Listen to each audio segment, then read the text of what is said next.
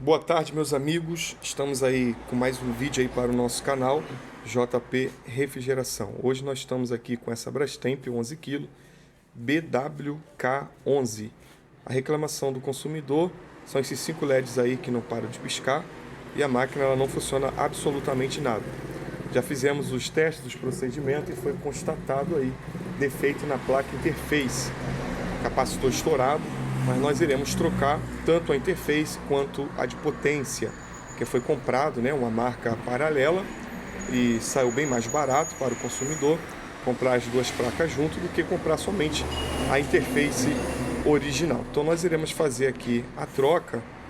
É necessário soltar somente esses dois parafusos aqui, tá ok? E nós iremos soltar a tampa dela também, só por precaução, né? Então aqui, ó, chavinha de fenda, soltou a tampa, tá ok? É importante você soltar essa tampa. Soltou os dois parafusos aqui atrás, chavezinha 516.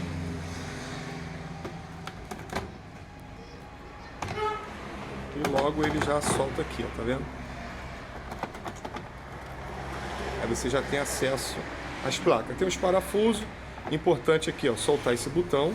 Por baixo tem essa porca, você também tem que soltar para poder a placa sair e soltar esses parafusos aí, tá ok? Os terminais não tem como você colocar errado, tá bom? Só seguir passo a passo aí o procedimento. Bom, meus amigos, aqui está a placa antiga que nós acabamos de remover, tirar. E aqui já está aí o conjunto já de placa nova, tá ok? Nós vamos agora montar e testar para poder tirarmos aí a prova final, a conclusão do nosso vídeo de hoje. Bom, meus amigos, agora está montada aí, botamos a tampa no lugar, o botão, a placa. Vamos ligar agora para poder ver se ela vai continuar piscando. Nós não trocamos esse adesivo aqui porque estava em falta lá na loja, tá ok? Mas se o seu tiver um pouquinho rasgadinho e tal, é importante trocar. Não trocamos hoje, mas nós vamos trocar aí durante a semana aí, tirar esse adesivo aqui e colocar outro. Vamos ligar ela agora.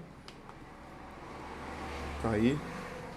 Parou de piscar, já até chamou a válvula aqui. Válvula de entrada de água. Vou botar ela para centrifugar aqui. Mas aquele pisca-pisca que ela estava antes, acabou tudo, tá ok? Então aí, resultado, tá bom? Placa de potência e placa interface. O problema era só a interface. Nós colocamos logo as duas placas junto. Muito obrigado, curte aí, compartilha, se inscreva aí no nosso canal. Um abraço aí a todos.